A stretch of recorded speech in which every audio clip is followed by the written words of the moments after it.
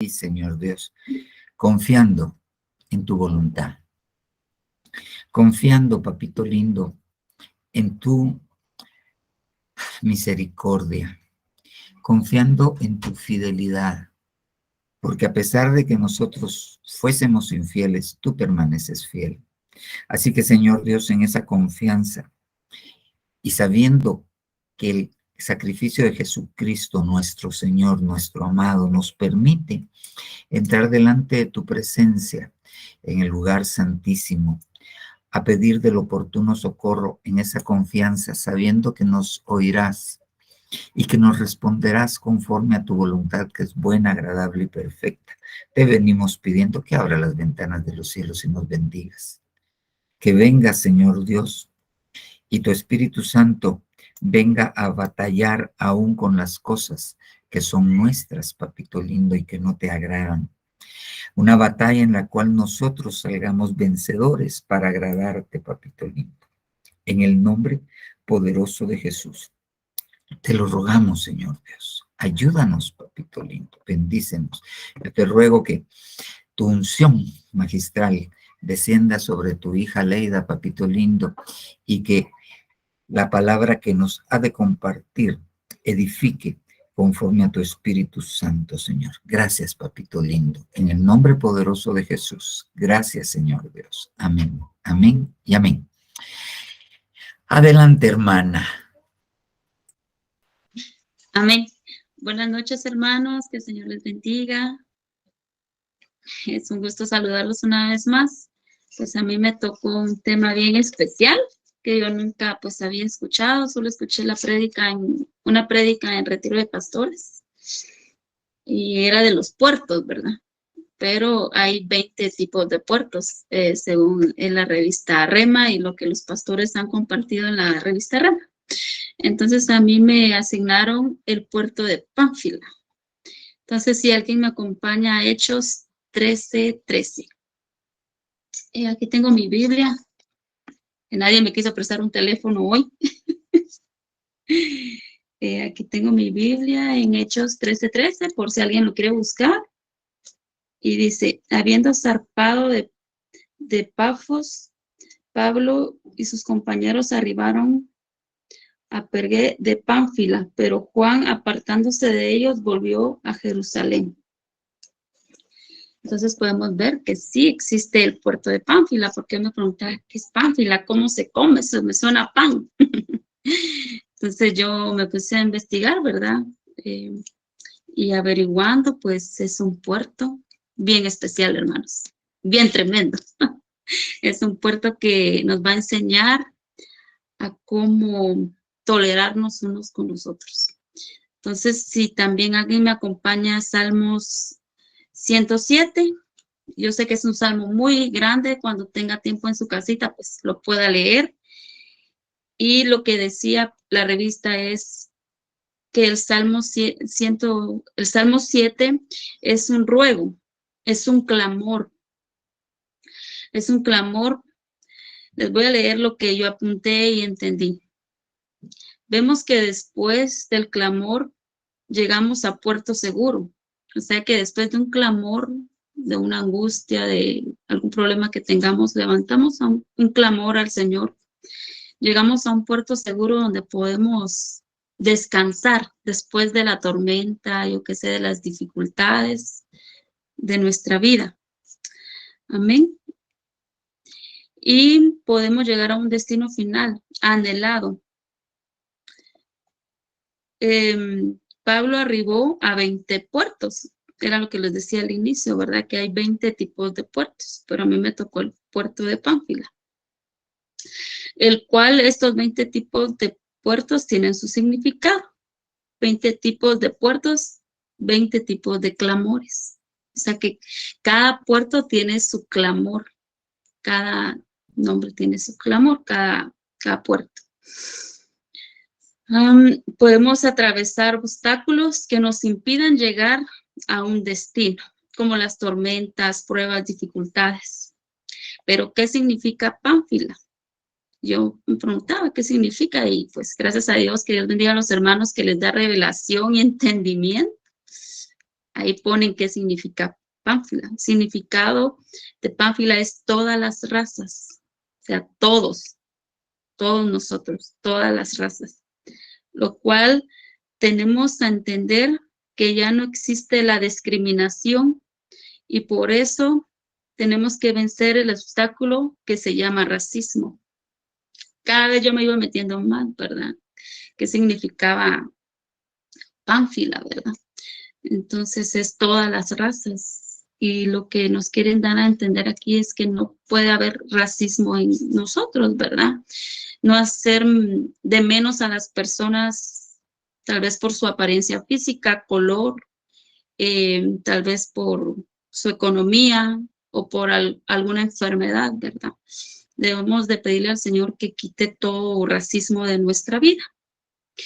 Decía también que el racismo existe desde tiempos memoriales, es decir, que muchas veces la discriminación a las personas, discriminamos a las personas por su apariencia física.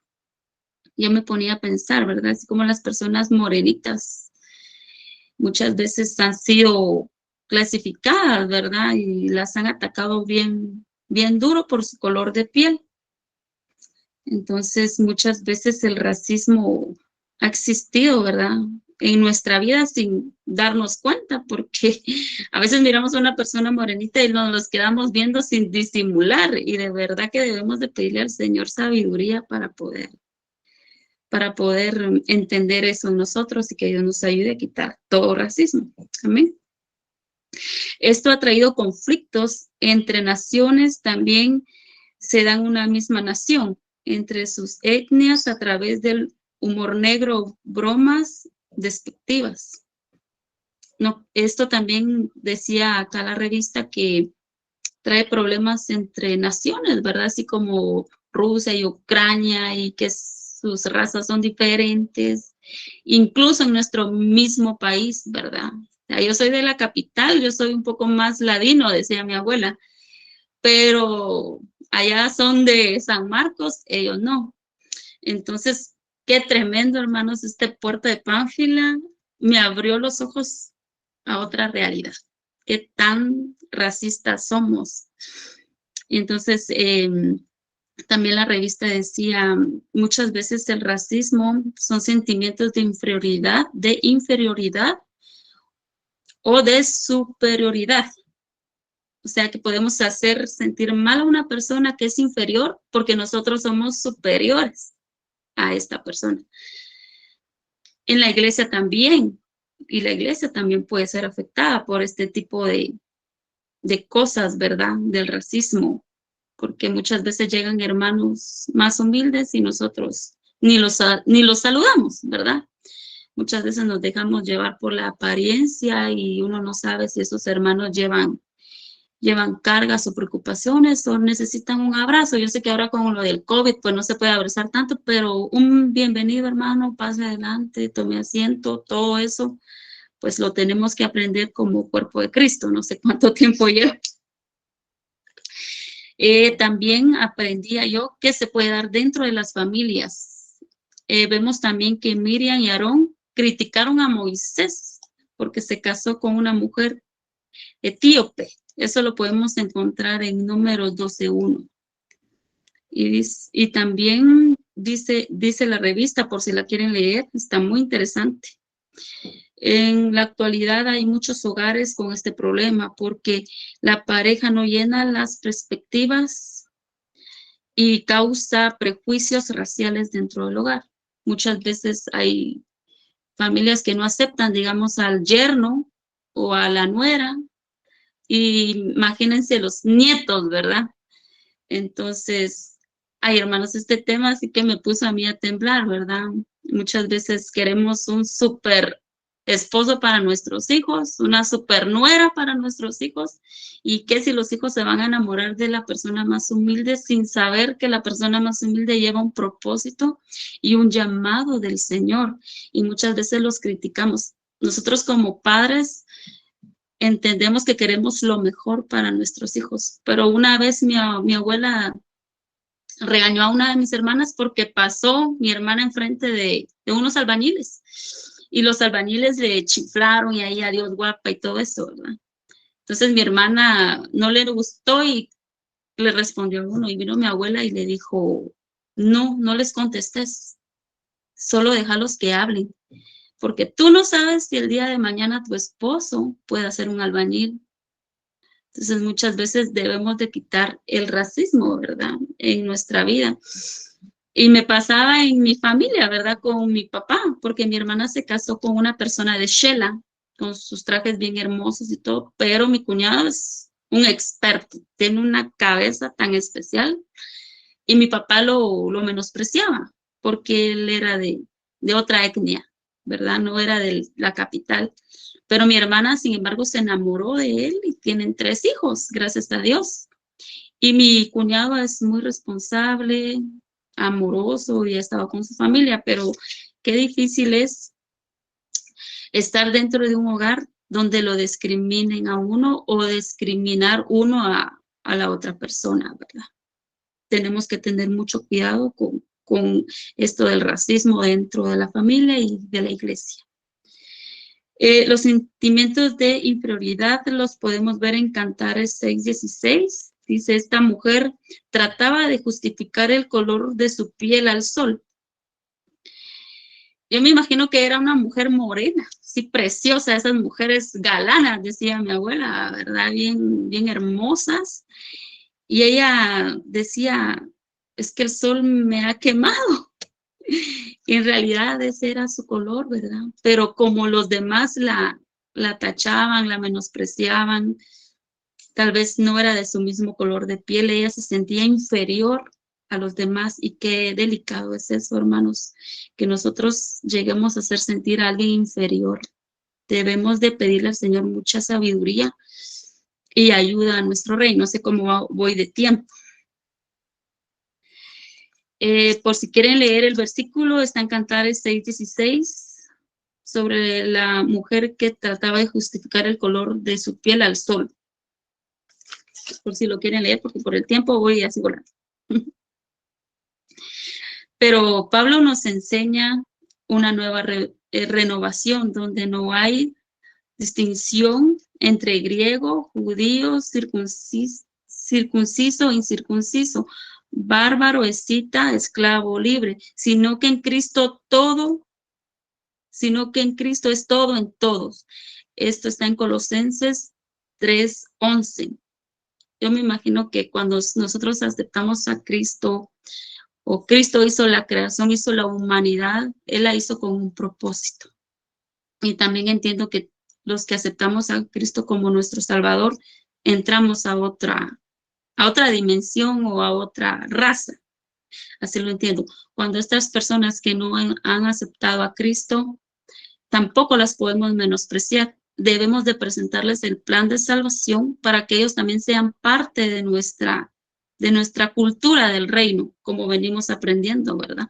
Para que ellos aprendan también sobre el amor de Dios, ¿verdad? También aquí se nos da una enseñanza que vendrá a cambiar las estructuras de comportamiento, rompiendo con la discriminación racial, económica y sexual. Con la sexual, me imagino que habla de los homosexuales, ¿verdad? Vaya que no estoy en Facebook porque ahí sí nos bloquean. Pero con eso, pues, tal vez el pastor, si alguien tiene dudas, se acerca a ellos. Yo lo que tengo entendido, lo que he aprendido, es que Dios tenga misericordia de ellos, ¿verdad? Que Dios tenga piedad de sus almas y Dios no los desecha. Dios los puede hacer libres y nosotros no los podemos juzgar, no los podemos menospreciar porque son humanos, ¿verdad? Y están en este mundo y es necesario que estén aquí para que nosotros aprendamos también y veamos lo que está sucediendo con este mundo ahora, ¿verdad? También lo que decía la revista, muy importante, es por eso que debemos renovar, debemos de ser renovados por el Señor al revestirnos de un nuevo hombre o nueva mujer. Dejemos la manera antigua de vivir y de pensar. La iglesia es un cuerpo integrado por personas que no existen diferencias entre ellas. debido a un nuevo estatus. Entre nosotros, hermanos, no hay diferencias. Nosotros somos un solo cuerpo. Si hay uno dentro de nosotros que llora, que está dolido, nosotros también vamos a llorar. Si hay uno dentro de nosotros que está alegre y contento, nosotros también vamos a ser agradecidos. No podemos menospreciar porque al hermano le vaya bien y no podemos menospreciar porque al hermano le vaya mal. Somos un solo cuerpo y el pueblo unido jamás será vencido.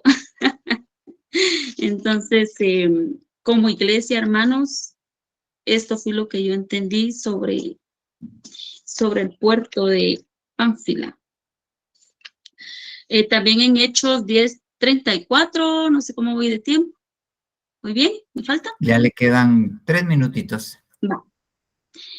En Hechos 10:34, si alguien lo puede leer en su casita por el tiempo, dice que Pedro era un hombre israelita que tenía prejuicios raciales, que le habían creado una estructura mental considerando a los gentiles que eran inmundos. Y realmente que el Señor nos ayude a no sentir eso, hermanos, a no hacer inmundo a algo que el Señor ya santificó. Porque si el Señor tuvo misericordia con nosotros que éramos como éramos, también va a tener misericordia de estas personas, ¿verdad? Y de estas almas. Nosotros somos una nueva raza, lo podemos ver en Pedro 2:9, pero ustedes son raza elegida, sacerdocio, real sacerdocio, nación consagrada, pueblo de su posesión, destinados a proclamar las grandezas de quien los llamó de las tinieblas a su luz maravillosa. Nosotros somos una nueva raza, hermanos. Ya no podemos pensar en discriminar a las personas, en sentirlas inferiores, que ellas se sientan inferiores tal vez a través de un chiste, de una broma. A veces entiendo que somos un poco alegres, ¿verdad? Pero muchas veces sin darnos cuenta lastimamos y humillamos y menospreciamos a las personas, porque recordemos que las personas que no están en Cristo no van a entender nuestra forma de bromear, ¿verdad? Y muchas veces pidamos prudencia al Señor para que no podamos ofender a estas personas, ¿verdad? Y que ellas se acerquen a Cristo, incluso en nuestro mismo hogar. Yo no puedo hacer bromas de mi hijo porque lo voy a lastimar. O voy a decir, mi otro hijo es mejor que este, porque lo voy a hacer sentir mal dentro del hogar. O yo me hubiera casado con otra persona que no fuera esta, ¿verdad? Porque vamos a hacer sentir mal al cónyuge. Debemos de pedirle mucha ayuda al Señor para llegar al puerto seguro y pedirle a Dios sabiduría y dejar todo espíritu de racismo, hermanos. También podemos ver, apunté muchas citas, que rompamos con toda cadena de racismo, parte de la generación de Jesús. A mí yo me ponía a leer sobre Ruth, ¿verdad? ¿Cómo fue que esta mujer llegó a ser parte de la generación de Jesús? Después de haber sufrido tanto, de haber llorado.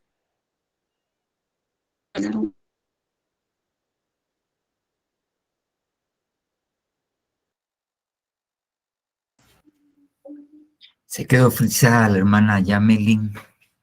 No sé si nos oye, hermana Yamelin, pero se quedó frisada. Menospreciar a las personas por su Ya no color, la hermanos, oímos. ni por su estatus económico, ni por sus enfermedades.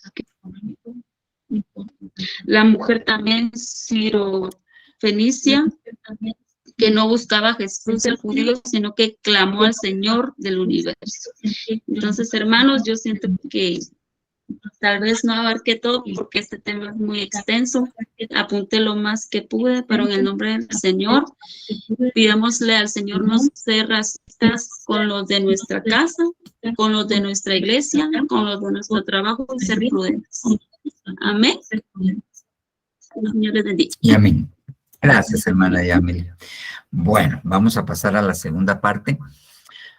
Bien, hermanos, desde hace un tiempo, el apóstol ha estado llevando la prédica la enseñanza al siguiente punto.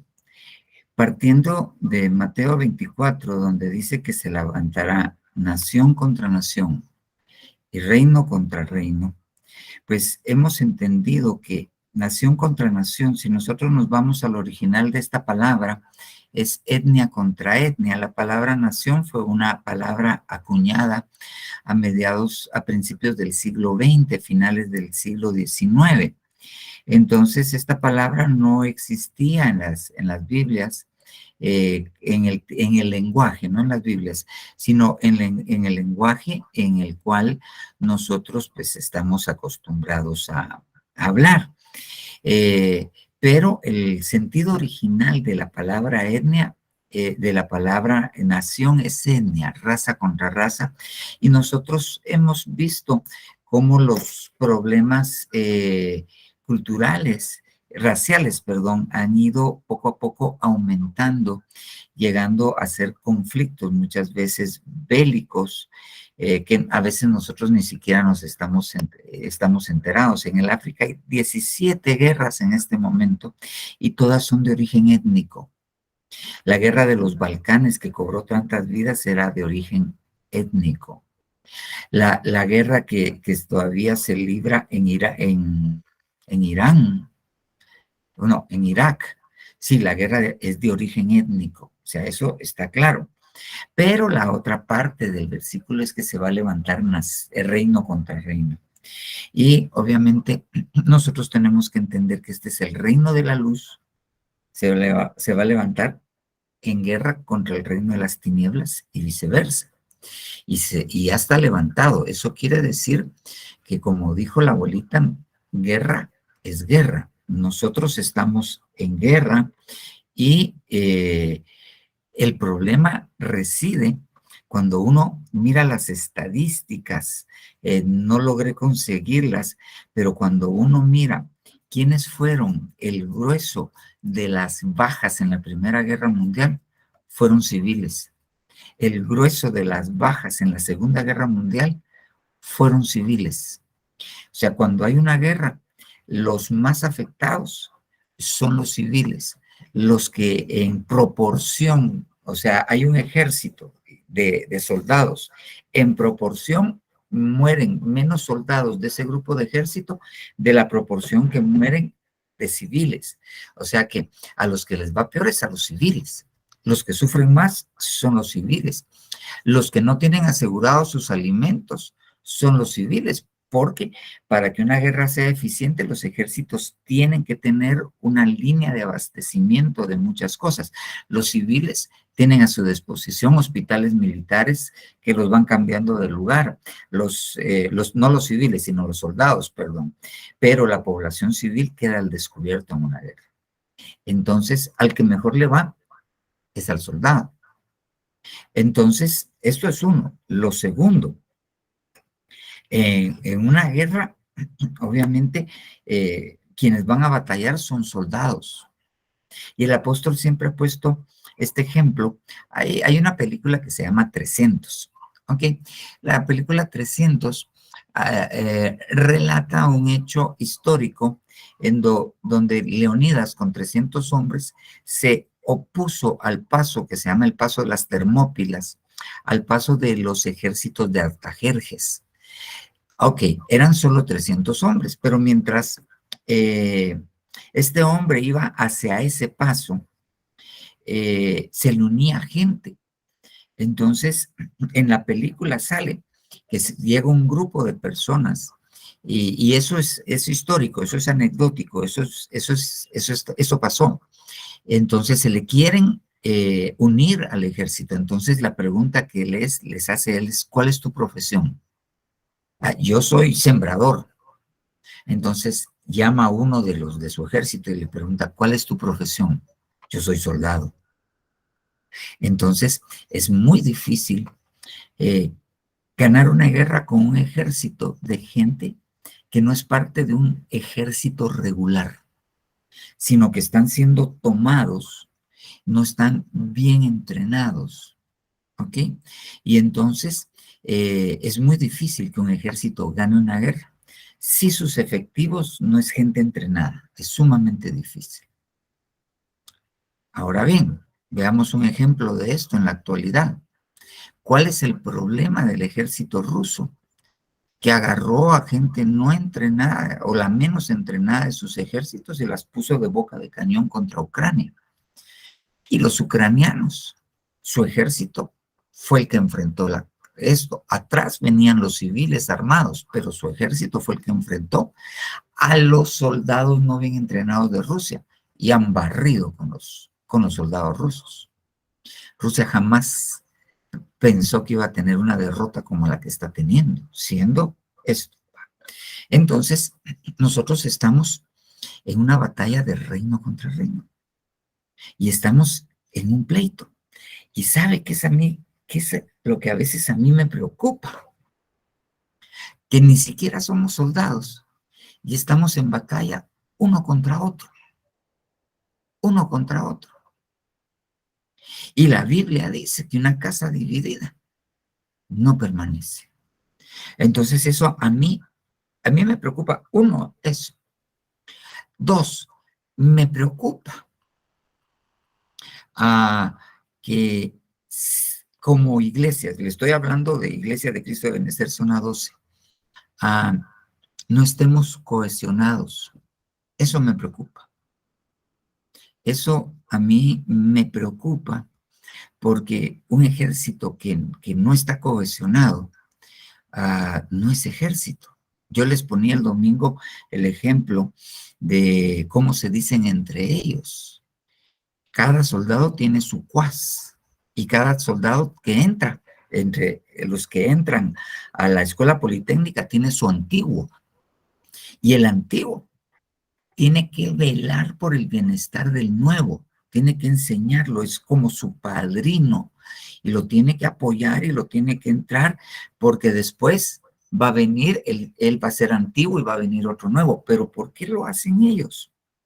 Ellos lo hacen con la finalidad de que sean un grupo unidos, que se defiendan entre ellos.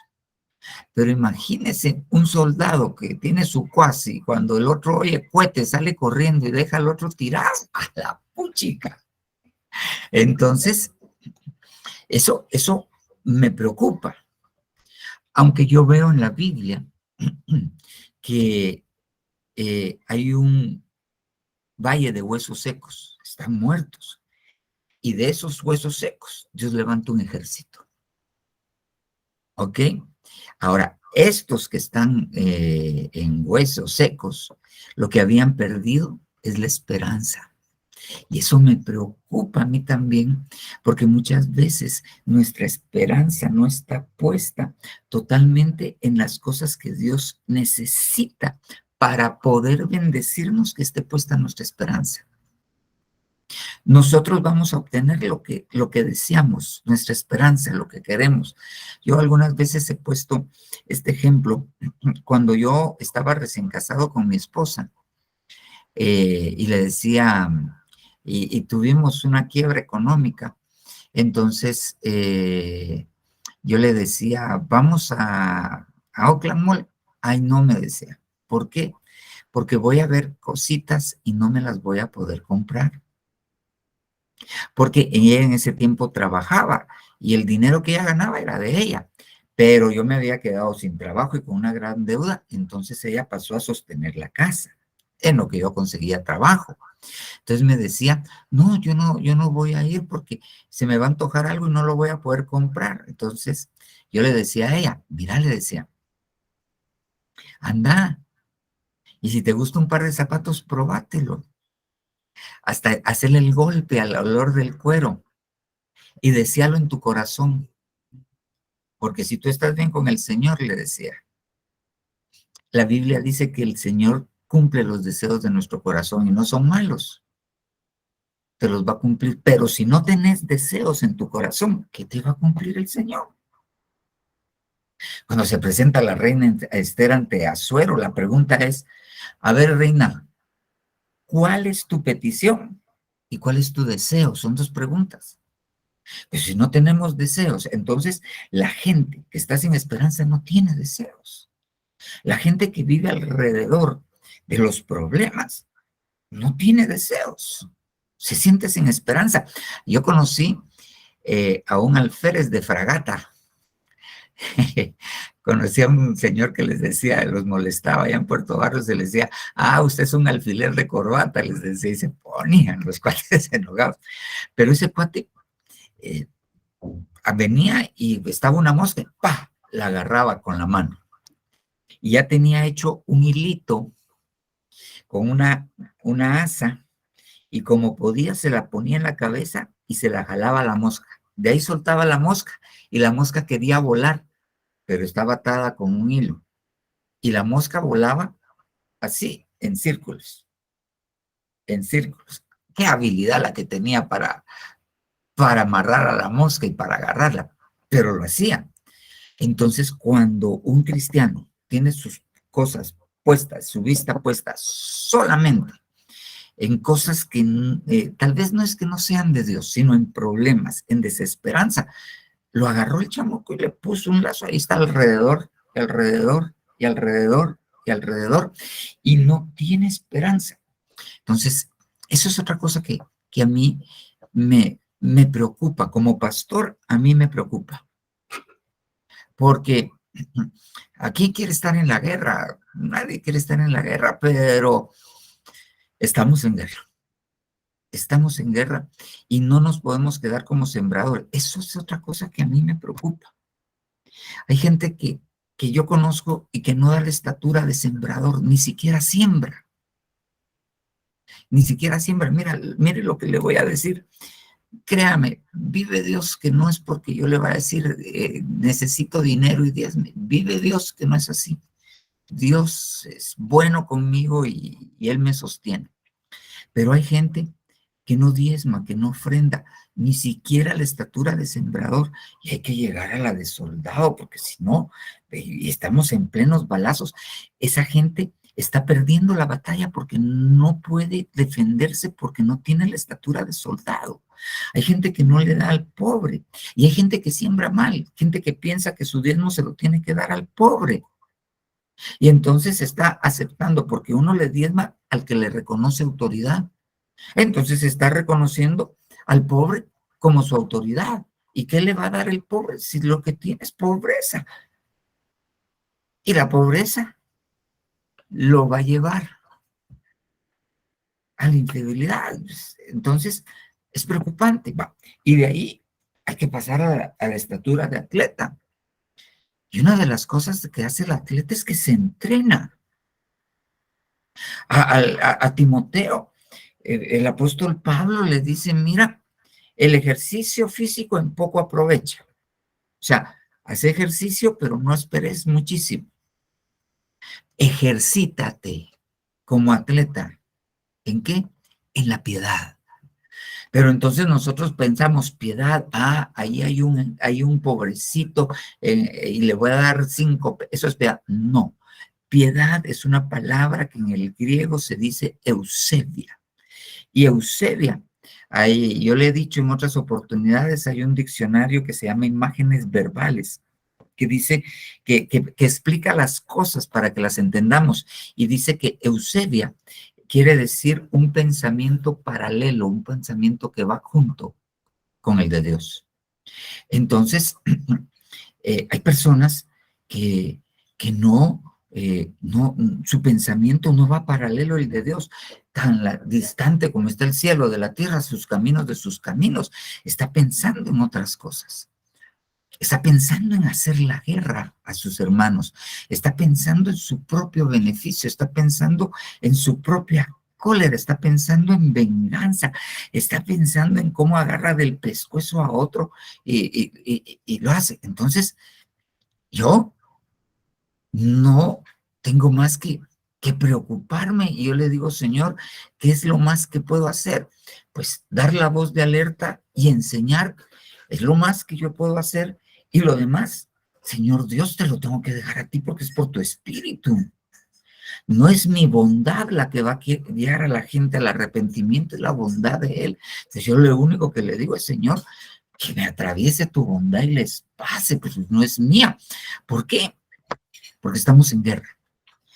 Aunque usted no lo crea, estamos en guerra. Estamos en guerra. Y solo los valientes van a arrebatar el reino de los cielos. Solo los valientes. Hay cosas a las que nosotros en realidad tenemos que despertar. Hay cosas a las que tenemos que despertar. Y a veces, desafortunadamente, Dios tiene necesidad de sacudirnos. Yo le puse un ejemplo esta vez. Yo he tenido ahora lo miro para atrás, la dicha de que Dios ha sacado a 3 hijos míos. Vamos a ver, 1, 2, 3, 4. 4 hijos míos de intensivo. Ok, me ha hecho milagros. Pero con el último, me hizo ver una cosa, me cambió mi corazón en una cosa. El Señor, en medio de la prueba que yo estaba pasando, cuando uno es médico y mira el dolor de los familiares, uno no le pone mucha atención a esto, uno se concentra en el paciente y lo demás lo bloquea, porque también si no uno terminaría deprimido siempre. Y a veces hay familiares de los pacientes que tienen reacciones muy emocionales, hay quienes se desmayan al oír que murió el familiar o que está muy grave. Entonces, cuando uno está de médico, le enseñan, eso es un DNB, eso es un comportamiento histriónico, pónganle un poco de agua y déjenla ahí, o denle un diazepam y déjenla ahí. Y así yo tenía ese pensamiento cuando yo ejercía como médico, pero cuando mi muchachito estuvo en el intensivo, recuerdo que cerca de él había una niña y falleció en lo que la mamá fue a refaccionar. No esperaban que falleciera. Cuando la señora regresó de refaccionar, le dieron la noticia.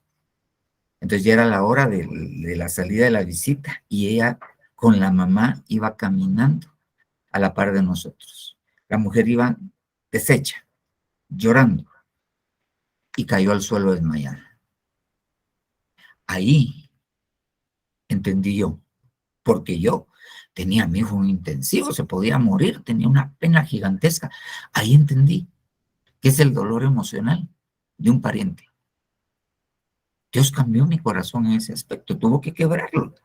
Dios aprovechó la prueba para mandar de su bondad y cambiar mi corazón.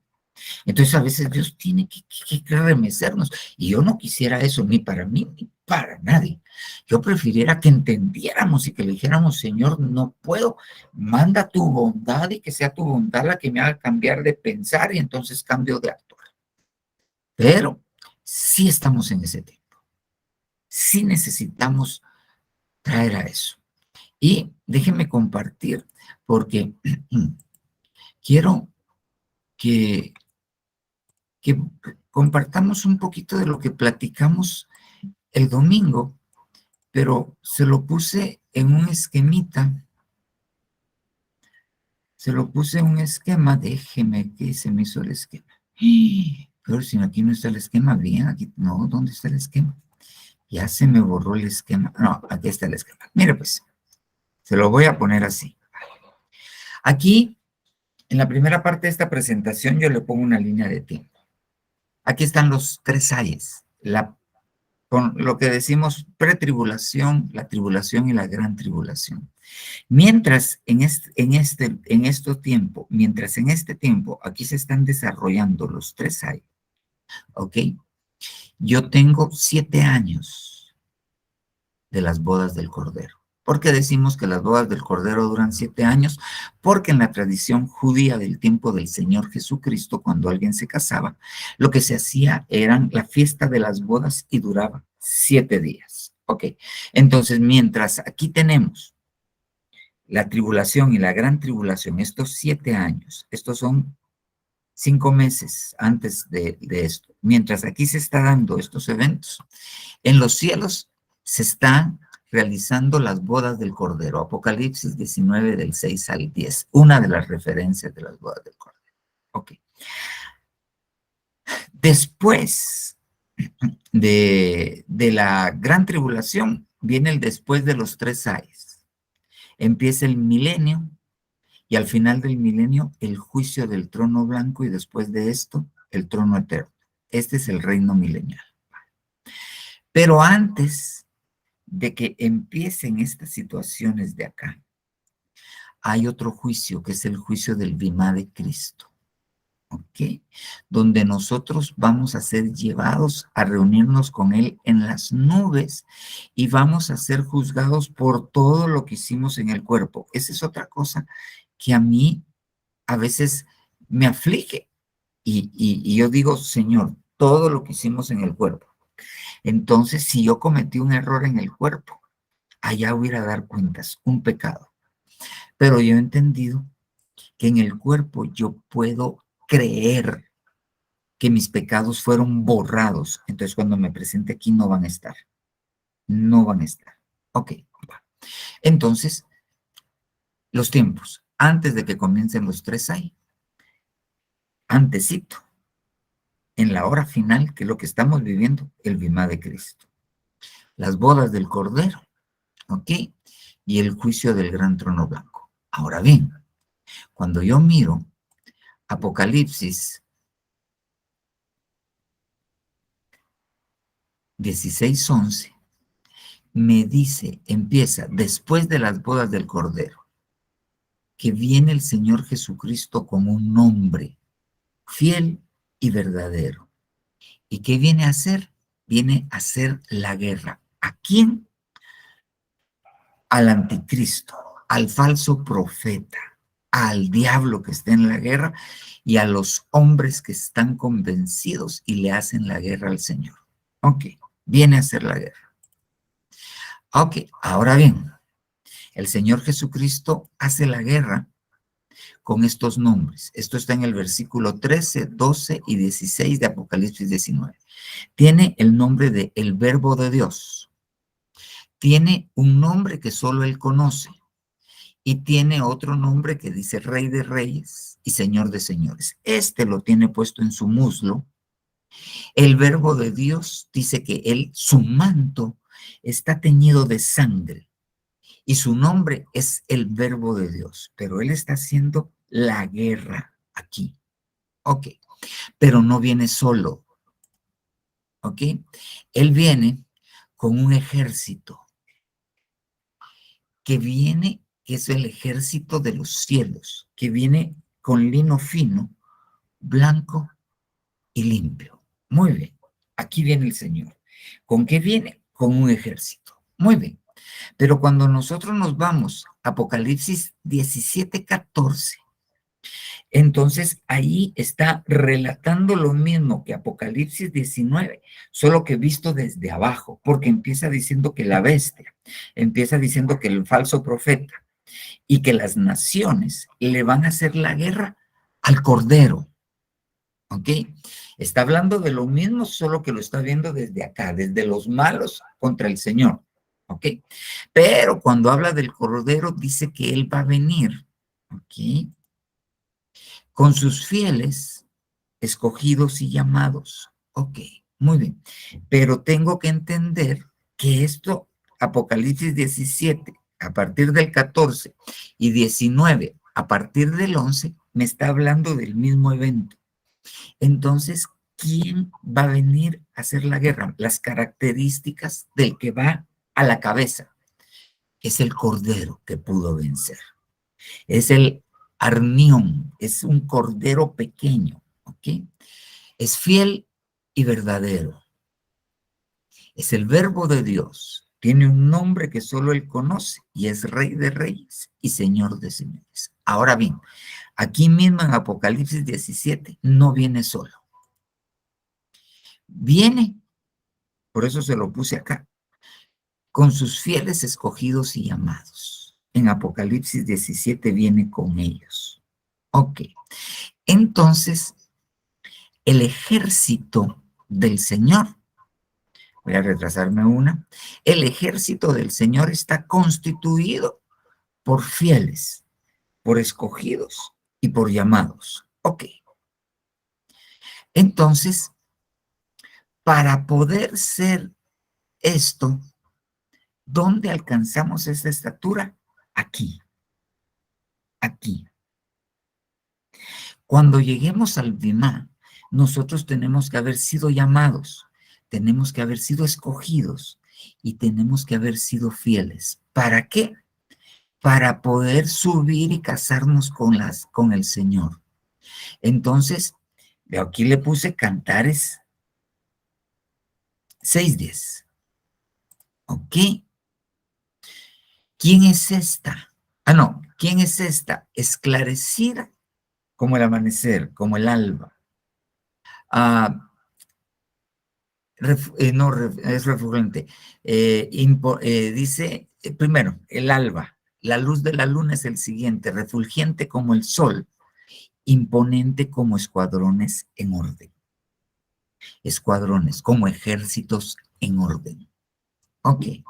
Entonces, la amada, cuando sube, es un ejército. La que se va a casar. Dice, mi esposa lo pone de esta manera, ¿ok? Mi esposa dice, no es la damisela en peligro.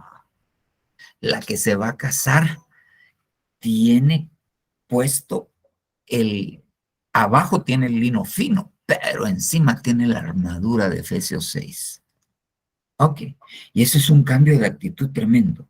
Ahora bien, fíjese bien, a mí me llama esto la atención, esto, fieles, porque miren, nosotros fuimos llamados, eso no dependió de nosotros, nosotros fuimos llamados, ¿ok? El Señor en su misericordia nos llamó y aceptamos, Él llamó. Okay. Nosotros no nos escogimos a nosotros mismos, porque la Biblia dice que lo peor del mundo, lo que no es, lo más gacho, Él lo escogió. Ok, muy bien. Pero lo fiel, eso nos queda a nosotros. Eso nos toca a nosotros. Y necesitamos la ayuda del Espíritu Santo, los fieles. Necesitamos ser fieles. Y yo le decía, voy a poner vista moderador y ahorita le pongo otra vez. Yo le decía a usted el día domingo, ¿ok? Que la fidelidad está en relación a la fe. Y me basé en esto, Romanos 3:3. Entonces, ¿qué? Si algunos fueron infieles, ¿acaso su infidelidad anulará la fidelidad de Dios? Y estas palabras, la palabra infidelidad es la palabra apistis, que quiere decir falta de fe, quiere decir infiel. Y la palabra fidelidad es la palabra pistis, que quiere decir fe, fidelidad, gracia y fiel. Entonces, yo le dije el domingo que nuestra fidelidad está íntimamente relacionada con nuestra fe, que nuestra fidelidad es proporcional a nuestra fe, es directamente proporcional a nuestra fe. Y que fe, como se traduce del hebreo, es con esta palabra, faithful, lleno de fe. Entonces, mi fe define mi fidelidad. Entonces, ahí es donde yo tengo que poner las barbas en remojo. Y fíjese bien, solo se lo voy a mencionar porque nos agarró un poquito el tiempo. Mire esto. Ok. Hablamos, yo les dejé en esto, en una fe tan grande. Hablamos el domingo que hay diferentes grados de fe. Si lo queremos poner en una escalera, la más baja sería el apistis, los faltos de fe. Hay gente que tiene oligopistos, es poca fe. Hay gente que tiene fe como un grano de mostaza. Hay gente que tiene una gran fe. Y hay una fe que tiene una fe tan grande. Cada una de estas tres relaciones de la fe tienen diferentes palabras que las definen en griego. Apistis, falto de fe. Oligopistos, poca fe. Una fe como un grano de mostaza. Hay una megapistis y una tosoutus pistis. Pero me faltó mencionar que hay unos que están llenos de fe. Llenos de fe. Ahora miren, así rápidamente. Cuando yo miro la palabra apistis, aparece en estos versículos de la Biblia. Principalmente en estos, solo en otros dos más que se repiten. Ok. En Mateo 13:58, el Señor Jesucristo entra a donde Él nació y dice que no pudo hacer muchos milagros. ¿Por qué? Por su apistis, por su falta de fe. ¿Ok? En Mateo 17:20, los discípulos no pudieron expulsar un espíritu inmundo. ¿Por qué? Por su falta de fe. Por su infidelidad, vimos un versículo. En Mateo 9:24, aquel padre de este muchacho que no pudieron liberar, ¿qué pide? Ayuda a mi incredulidad, ayuda a mi apistis. En Marcos 16:14, está resucitado el Señor Jesucristo y los regaña, porque no creyeron a los que lo habían visto resucitado, porque eran faltos de fe. Pero estamos hablando que era el discipulado del Señor Jesucristo, estamos hablando que habían caminado con Él. Ok, pero ¿sabe? El problema de su apistis es que ellos ellos no creían, sí, así, que Él fuera quien dijo. Eso lo miro yo con los de Maús, eran discípulos cercanos, y cuando el Señor se les aparece y va velado, le dice, sí, no has oído de Jesús, un profeta, no el Hijo de Dios. Entonces, ¿cómo podían ellos creer que iba a resucitar si su fe les llegaba? ¿A qué? Solamente a que era un profeta. Y entonces dejaron todo tirado. Se portaron infieles, iban a Emaús todos tristes, todo se acabó. ¿Por qué? Porque les faltaba fe. Romanos 11:20, ¿ok? Habla de gente que es desgarrada por su incredulidad.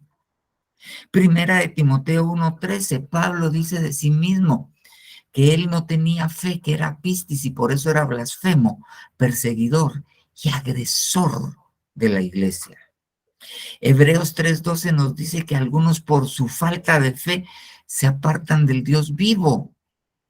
Y Hebreos 3:19 nos hace referencia a aquellos que por su falta de fe no pudieron entrar en el reposo de Dios, a la Canaán. Está hablando de cuando los pusieron y ellos vieron los gigantes, entraron y reconocieron, y 10 trajeron un mal informe. Y entonces vinieron solo Josué y Caleb y ellos dieron un buen informe y ellos tuvieron miedo. Ellos no creían en el Dios, que Dios fuera tan poderoso como para derrotar a los gigantes. O sea, su fe estaba relacionada, su fidelidad estaba relacionada con su fe, porque la Biblia les dice a ellos, infieles. Después están los oligopistos. Dice Mateo 6:30. Dice, cuánto más a vosotros, hombres de poca fe, les está diciendo que el Señor le da de comer a los pájaros, que el Señor viste a las flores, que ni Salomón se había vestido. Les dice que no tengan temor por lo que van a comer, por lo que van a vestir, no tengan temor si se van a morir o no. Dice, por nada estéis afanosos. O sea que el que tiene fe, oligopistos, el que tiene poca fe, Dios lo sostiene, pero está afanoso. En Mateo 8:26 es la misma referencia, solo que aquí no le dice que están afanosos, sino que están temerosos. O sea que una medida de alguien que tiene poca fe es porque está afanado por las cosas y ni siquiera por enriquecerse, sino por el sustento diario. Están temerosos. ¿Por qué? Porque tienen poca fe. En Mateo 14:31, mire, este es Pedro. Se camina sobre el mar, Pero cuando mira la tempestad se empieza a hundir, se hunden las olas y el Señor le dice, hombre de poca fe. Y en Mateo 16:8, ellos van después de la multiplicación de los panes y van en una barca. Y él les dice, cuidado de la levadura de los fariseos. Y entonces ellos empiezan a decir, estará diciendo esto porque no trajimos pan. Y entonces ahí dice, ustedes no han entendido los milagros, hombres de poca fe. Entonces el que tiene poca fe no entiende los milagros. El que tiene poca fe empieza a ver el milagro, pero le da miedo y se hunde, está temeroso, está afanado. Ok. Entonces, ser falto de fe, apistis, oligopistos, poca fe, nos meten problemas. Y como nos meten problemas, nuestra fidelidad se ve afectada. Ahora, las cosas empiezan a mejorar, ¿ok? Porque cuando tenemos fe como un grano de mostaza, nosotros vemos que Mateo 13:31, Marcos 4:31 y Lucas 13:9 compara al reino de los cielos con el grano de mostaza. Y la otra comparación del grano de mostaza que se hace en la Biblia es con la fe. Solo con dos cosas se compara el grano de mostaza, con el reino de los cielos y con la fe. Y del reino de los cielos dice que ese pequeño grano de fe, de mostaza, se siembra y da un árbol gigantesco después. Entonces, nosotros como mínimo, para dar la estatura de la fidelidad está al estar llenos de fe. Ahí se lo voy a demostrar. Ok, entonces, como mínimo, ok, si ya tenemos fe como un grano de mostaza, entonces ya entramos al reino de los cielos. Estos vieron el reino de los cielos. Estos ya entraron al reino de los cielos. Y el Señor les dice, si tuvierais fe como un grano de mostaza, le dirías a este monte, arráncate de aquí, pásate para allá. Y el monte lo haría. O sea que no es cualquier fe. Porque a usted le sale un chucho en la calle, usted no se para y le dice, cállate, chucho, en el nombre de Jesús. Usted va a ver dónde se encarama para que no lo muerda. Ok. Y en Lucas 17:6 dice, si tuvierais fe como un grano de mostaza, le dirías a este sicomoro, arráncate y plántate en el mar. ¿Qué es eso? Primero es se arranque el solito y camine. Y segundo, es que se plante en un lugar contranatural. Es un milagro portentoso. Y eso lo hace la fe como el grano de mostaza. Entonces, si nosotros somos faltos de fe, vamos a ser faltos de fidelidad. Si nosotros tenemos poca fe, vamos a tener poca fidelidad. Si tenemos fe como un grano de mostaza, ya ponemos. Pero ahora sigamos.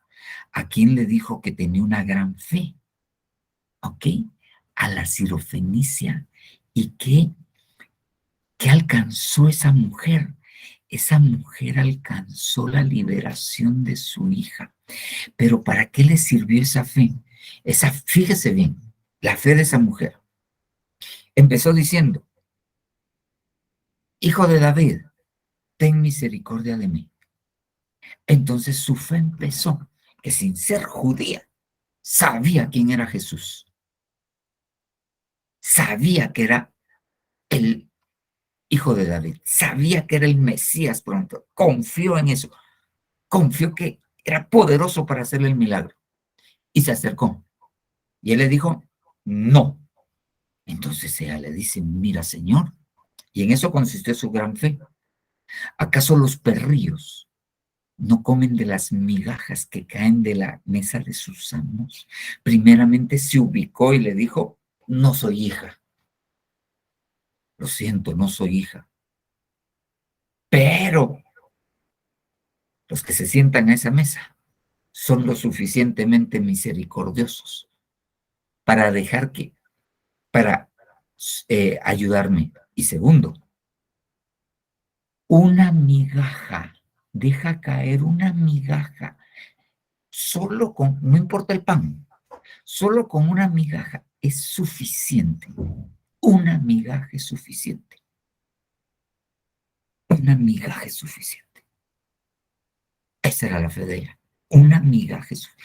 Una mirada tuya es suficiente. Una mirada tuya, que te acuerdes de mí, es suficiente. Ah, entonces, pero a veces estamos batallando con que nos duele la espalda y no se nos quita y empezamos a tener que pensar que tenemos cáncer y en que Dios creemos. No, no, no. Y así va a ser nuestra fidelidad. El otro, fíjese bien, la mujer pidió una migaja de pan. El de gran fe, el centurión, que aquí empieza. Esta ya es la fe de un soldado. Esta es la fe de un soldado. ¿Ok? Este le dijo, di la palabra y hecho. Este hombre conocía no el principio, sino hoy nos decía el apóstol, el misterio de la autoridad. Es un misterio. Eso es un misterio. Yo soy un hombre bajo autoridad y por lo tanto si le digo a este ve y haz tal cosa, él va y la hace. Por lo tanto, di la palabra. No hay necesidad de que entres en mi casa. No soy digno. También conocía su posición. No soy digno, pero solo di la palabra. Suficiente. Tú tienes el suficiente poder que con solo decir la palabra se va a cumplir. Pero esa ya es la fe del soldado. Ahora bien, fíjese bien. A los que están llenos de fe. Bernabé, Hechos 11:24. Solo se los estoy mencionando, podríamos leer todos, aunque ahí los tengo. Es enviado porque está lleno de fe. Ok. Y lo mandan a Chipre. Pero miren, Hechos 8:27. Aquí está Esteban. Dice que lo escogieron como diácono y estaba lleno de fe. 1, porque así empieza. Y lleno del Espíritu Santo. 2. Pero ¿para qué les sirvió estar lleno de fe? Para morir por su Señor. Para enfrentarse a los que estaban llenos de rabia mientras él estaba lleno del Espíritu Santo y lleno de fe. Dios le abrió los cielos y dijo, miro al Hijo del Hombre a la diestra de Dios. Él, cuando ya estaba lleno de fe, tuvo la suficiente fidelidad para morir por su Señor. Ok.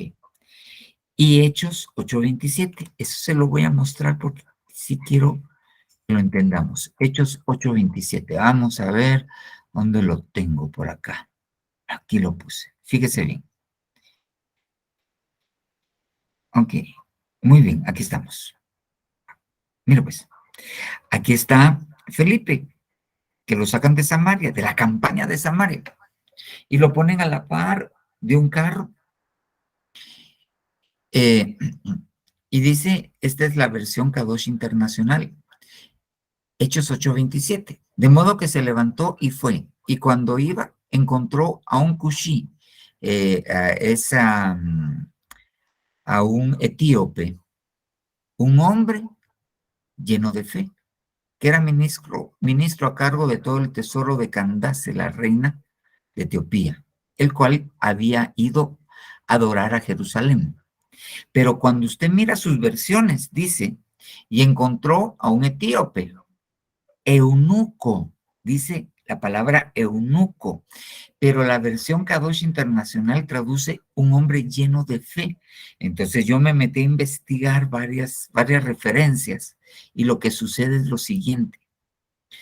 Y le puse lo que dice cómo lo explica la Kadosh Internacional, pero la vi por lo menos en unos 3 o 4 comentarios bíblicos de diferentes acepciones. Dice, en la mayoría de traducciones dice eunuco. En lugar de decir lleno de fe, se encontró con un etíope eunuco. ¿Ok? La mayoría de las traducciones dice eunuco, pero la palabra aramea es maginá y es la utilizada y tiene dos traducciones. Una es eunuco, que se me hizo, uy, para abajo, ok, otro. Una es eunuco y la otra es lleno de fe. Pero mire lo que ellos ponen y yo lo revisé en 4 comentarios diferentes y dice lo mismo. Puesto que este hombre fue a Jerusalén en sábado a adorar, pero de acuerdo con la Torá, y eso es cierto, está escrito, ningún eunuco podía entrar a adorar al templo. Ningún eunuco podía entrar a adorar al templo. Ningún eunuco se podía volver prosélito judío. Por ley no se podía. Ninguno que tenga aplastado o que tenga lisiado sus miembros varoniles se entrará en mi templo a adorar. Ley de los sacerdotes. Eso está en, ¿cómo se llama? En Deuteronomio y en Levítico. Ok. Entonces, tomando esto y que parece muy, muy claro, entonces este hombre era lleno de fe. Entonces, ¿para qué? Necesito estar lleno de fe. Yo necesito estar lleno de fe para ser un eunuco del Señor. ¿Ok? No que esto que yo no vaya a tener intimidad con... No. Para saber de qué me tengo que abstener en el área sexual. Para eso se necesita estar lleno del Espíritu Santo. Va. Entonces, ¿qué necesitamos? ¿Qué necesitamos? ¿Qué es lo que necesitamos? Lo que necesitamos es ser parte de un ejército, porque los arrebatados son los que dieron la estatura del ejército. Y para eso necesitamos alcanzar esto: fe, fidelidad. Nuestra fidelidad va a estar directamente proporcional a nuestra fe. Directamente proporcional a lo que nosotros creemos. Si nosotros tenemos un Dios pequeño, vamos a ser infieles. Si nuestra mente es un Dios que no nos bendice, vamos a ser infieles, porque eso son mentiras. Si nuestra mente es un Dios que nos abandonó, vamos a ser infieles. Si en nuestra mente vamos a tener a un Dios o a un líder, así como Judas quería para sus propios propósitos al Mesías, vamos a ser infieles. Pero es que mire, ¿sabe qué es lo que a mí también me inquieta? Es que Pedro fue infiel. Pedro fue infiel.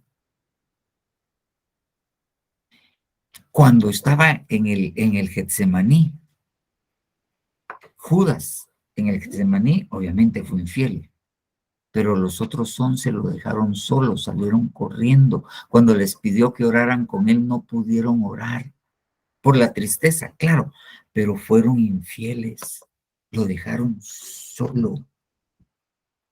Y Pedro fue más allá todavía, lo negó. Pero ¿sabe qué es lo que me da esperanza? Que no vino y destituyó a Pedro, sino le dio la oportunidad de volverse fiel. Le dio la oportunidad de volverse fiel. Entonces, miren, tenemos que ir a ¿cómo se llama? A ser fieles. Tenemos que ser fieles. Yo con esto me despido. Ok. Salmo 37:3. Le pido perdón por los minutos que me robé en los anuncios y por eso nos atardamos. Fueron 15 minutos, ahorita vamos terminando. Salmo 37:3. Confía en Jehová y practica el bien. Habita la tierra y apaciéntate de la fidelidad. Apaciéntate, esa es una palabra emuná, y nuevamente, emuná, esto es hebreo, no es griego, la otra pistis y apistis y oligopistos era griego. Emuná en el hebreo quiere decir fe. Emuná, gracias mi amor, en el hebreo quiere decir fidelidad. Emuná en el hebreo quiere decir verdad. Entonces eso me lleva a otra concepción de la fidelidad. ¿Quién descendió? El fiel y verdadero. Entonces, para ser fiel, yo tengo que expresarlo. Parte de la expresión de mi fidelidad es ser verdadero. Ser verdadero. Al pan, pan y al vino, vino. Ok. Emuná. Y así, termino con esto. Establécete en la tierra y mantente fiel. Habita la tierra y cultiva la fidelidad. Son diferentes versiones. Mire esta. Ya le voy a poner antes esta. Vive en la tierra y cuida tu fidelidad.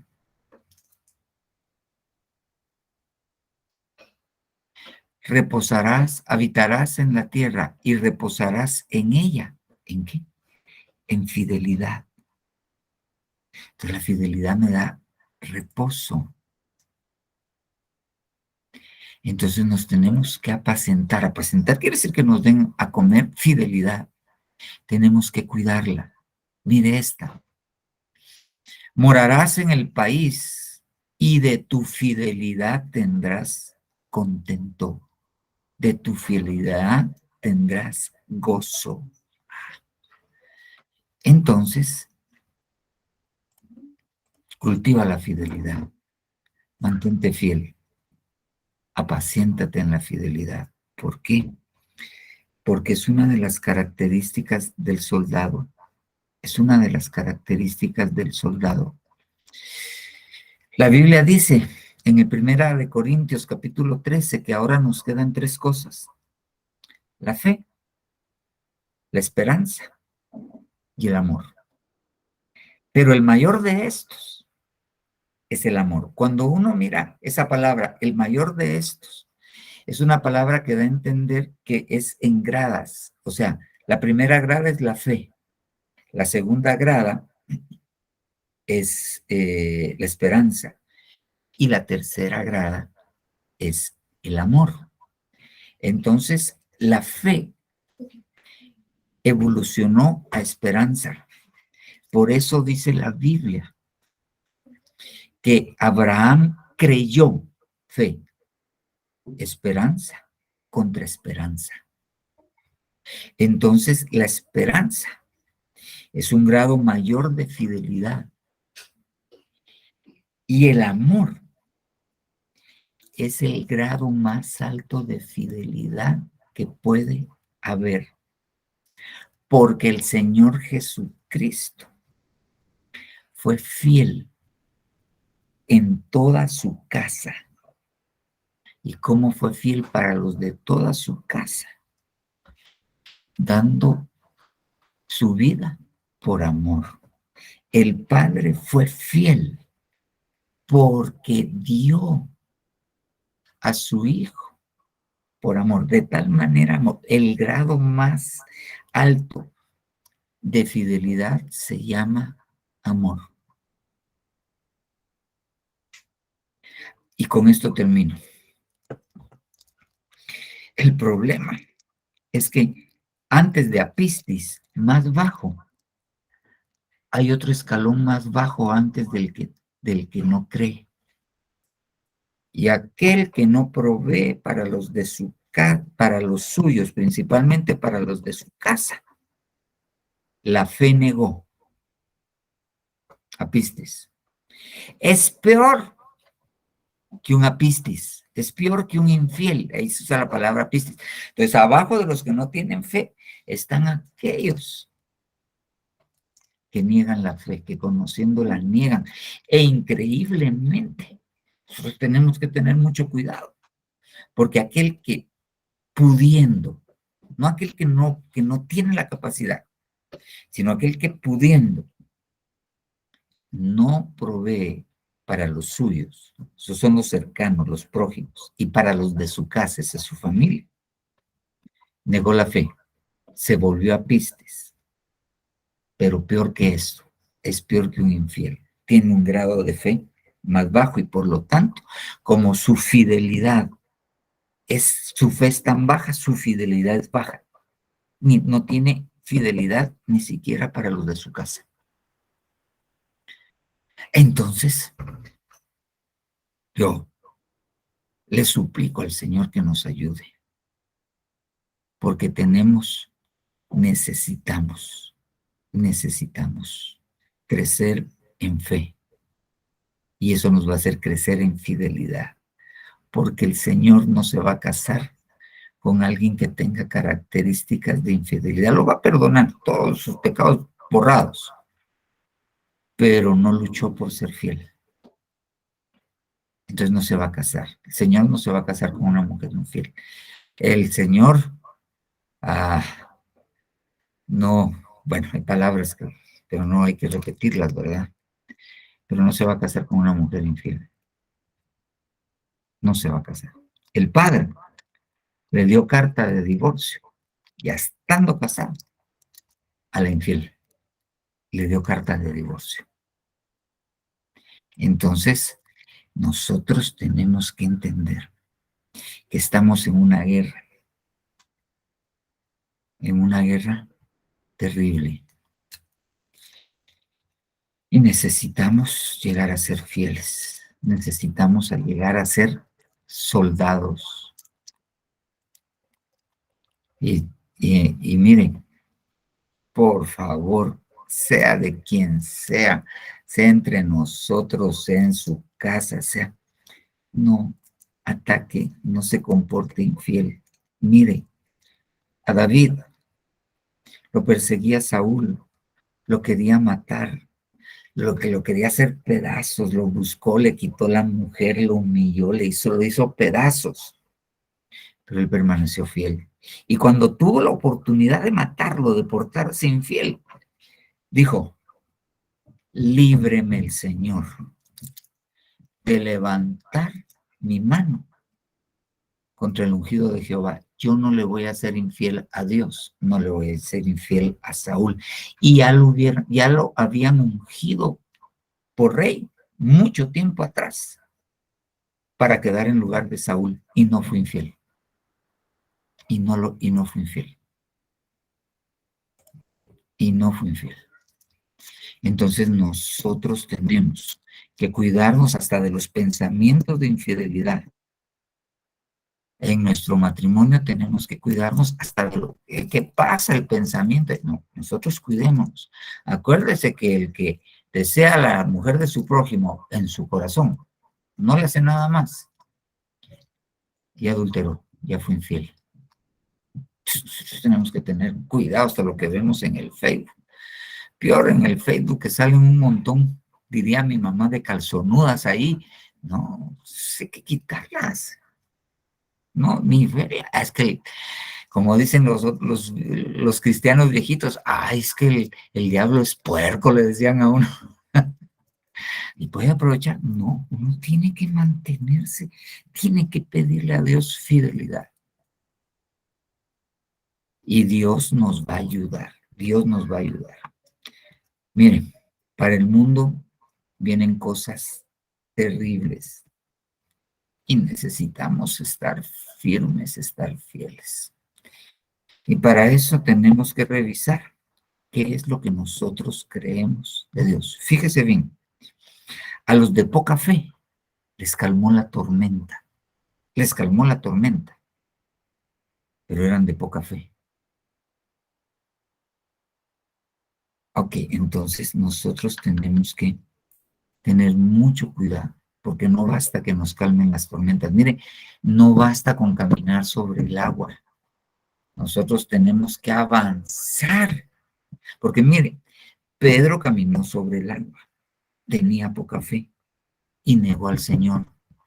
Esteban no caminó sobre el agua. Eso sí, Dios hacía grandes maravillas y prodigios por medio de él. ¿Ok? Pero no tenía poca fe. Estaba lleno de fe. Entonces murió por su Señor. Murió batallando por su Señor. Peleó la batalla como peleó la primera batalla el Cordero, dejando que lo matara. Entonces, fidelidad. Hay un versículo en Oseas 6:10 que dice, su versión dice, misericordia quiero y no sacrificios. En el original y la Biblia de las Américas tiene una llamada que dice que esa palabra misericordia quiero se puede traducir fidelidad quiero y no sacrificios. Fidelidad quiero y no sacrificios. Amén, amén y amén. Creo que tenemos que seguir platicando un poquito de la fidelidad. Tenemos que seguir platicando un poco de la fidelidad porque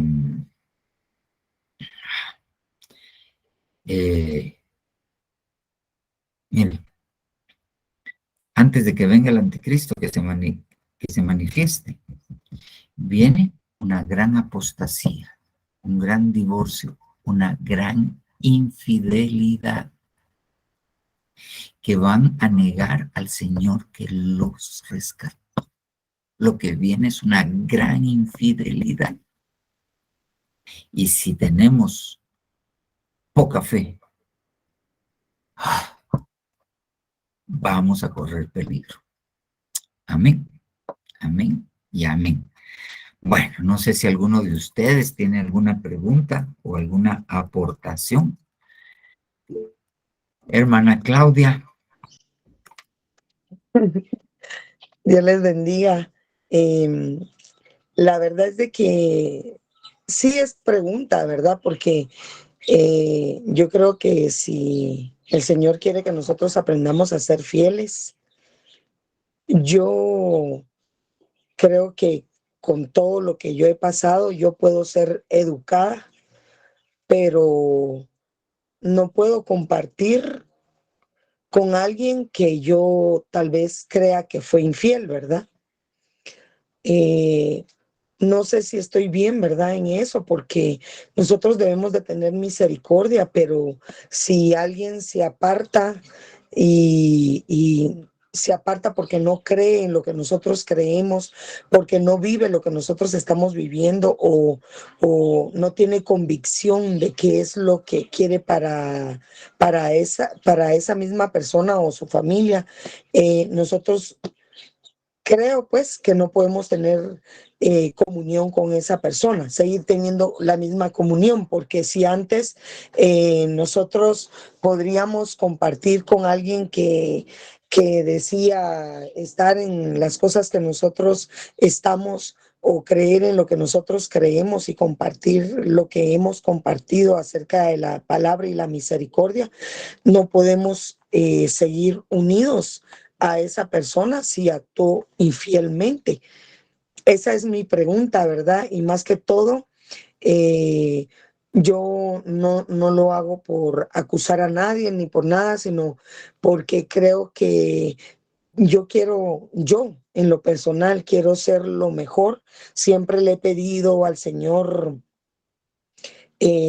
actuar en el momento que yo tengo que actuar o decir algo. Le digo al Señor, no, Señor, dime tú qué harías en este momento, qué dirías, eh, qué opinión darías o te quedarías callado. Así quiero ser yo, ¿verdad? Porque creo que nosotros debemos de alcanzar lo que Él era cuando estaba aquí en la tierra. aún más en las cosas espirituales, ¿verdad? Que Él nos ha querido enseñar a través de la palabra, aquellas cosas que tal vez nuestros ojos no vieron, como lo vieron sus siervos en el Antiguo Testamento y también en el Nuevo, ¿verdad? Que vieron cosas bien preciosas, pero algunos actuaron así como usted lo explicaba ahorita, como Pedro, que fue infiel en el momento que tenía que ser fiel, ¿verdad? Porque no dijo él, voy a morir, a mí que me maten en este momento, pero yo no voy a negar al Señor, ¿verdad? Pero el Señor le dijo que lo iba a negar. Entonces, mi pregunta es esa. Creo que nosotros podemos seguir siendo educados con una persona que estaba con nosotros, tal vez por lo que estamos aprendiendo, no por juzgarlo, sino por, o sea, por juzgar el tema, sino yo lo hago más que todo también por si hay alguien en la fe que es niño, ¿verdad?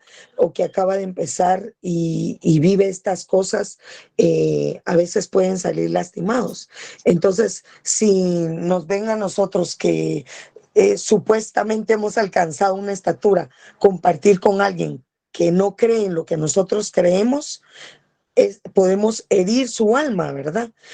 Por ejemplo, yo decía la vez pasada, cuando yo me gradué, fui la única de mi graduación que no entró a la iglesia porque dije, me va a ver, va a pasar algún hermano y va a ver que yo estoy aquí entrando a la iglesia católica. Y entonces yo dije, no, como decía el apóstol Pablo, ¿verdad? Si es por ellos, yo mejor no entro, me quedé afuera, ¿verdad?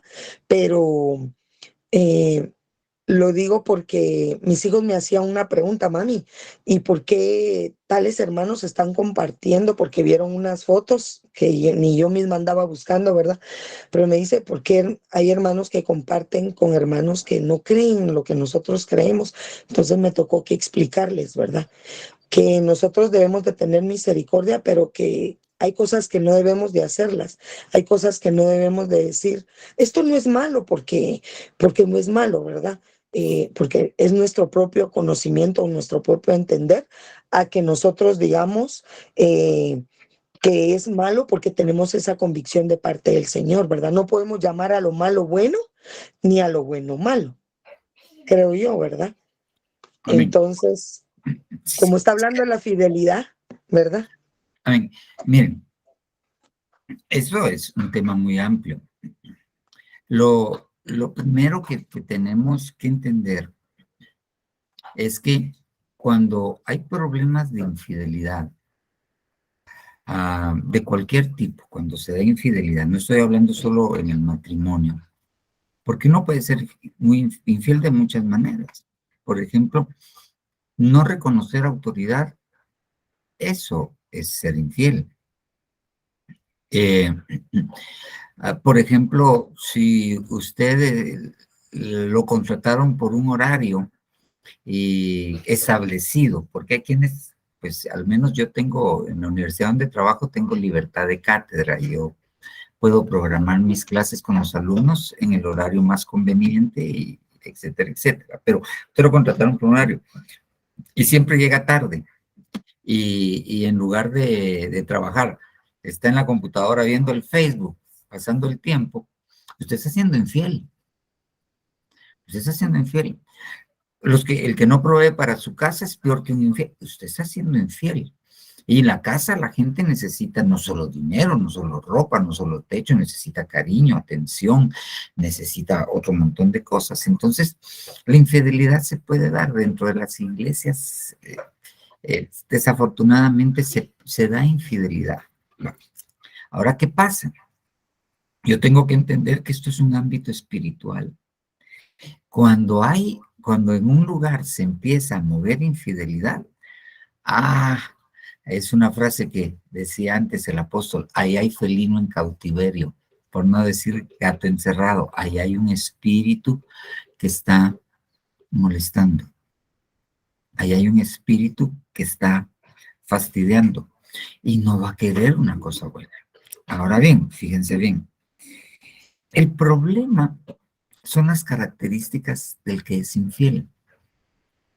Porque el que es infiel va a querer ganar el corazón de la gente para su provecho. ¿Ya? El ejemplo de eso es Absalón. Absalón se ponía a la puerta del palacio y antes de que entraran con David les decía, eso está escrito. Mira, ¿y cuál es tu problema? Y les decía, si yo fuera rey, yo te lo soluciono. Y dice la Biblia, y así se ganaba Absalón el corazón del pueblo. El infiel va tras el corazón de, ¿ok? Ahí se lo pongo este ejemplo. Ahí va un hombre casado y mira una mujer que le gusta. ¿Qué es lo que va a querer ganar? Su corazón. ¿Y cómo se lo va a querer ganar? Tal vez es una patoja cristiana íntegra y le va a decir, no. ¿Cómo se le va a acercar? Pues unos desgraciados. Ay, hay horas por mí porque es que tengo problemas con mi esposa, fíjate que me trata mal. Así, hasta que se va ganando su lástima para ganarse su corazón infiel. Okay. Mire, pues, yo he aprendido a